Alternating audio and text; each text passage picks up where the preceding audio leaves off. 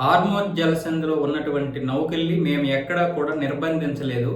కేవలం అమెరికా, ఇజ్రాయెల్తో పాటు మా మీద దాడులు చేస్తున్నటువంటి ఆ దేశాలకు సపోర్ట్ చేస్తున్నటువంటి దేశాల యొక్క నౌకలను మాత్రమే మేము బంధించాం తప్ప మిగతా నౌకలన్నీ కూడా స్వేచ్ఛగా వెళ్ళిపోవచ్చు అని ఇరాన్ విదేశాంగ మంత్రి అబ్బాస్ అరాగ్జీ అయితే మాట్లాడటం జరిగింది.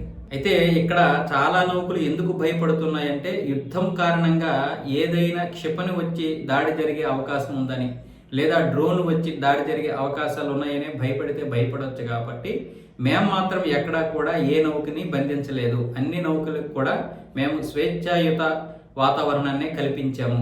అవి యుద్ధం వల్ల భయపడితే భయపడవచ్చు అన్న విధంగా ఆయన మాట్లాడాడు. అలాగే మన విదేశాంగ శాఖ కూడా దీని గురించి మాట్లాడింది, స్పందించింది. ఆ విషయంలో ఇరాన్ని మెచ్చుకోవచ్చు. ఇరాను ఎక్కడా కూడా ముఖ్యంగా భారతదేశానికి చెందినటువంటి నౌకల్ని ఎక్కడ బంధించలేదు.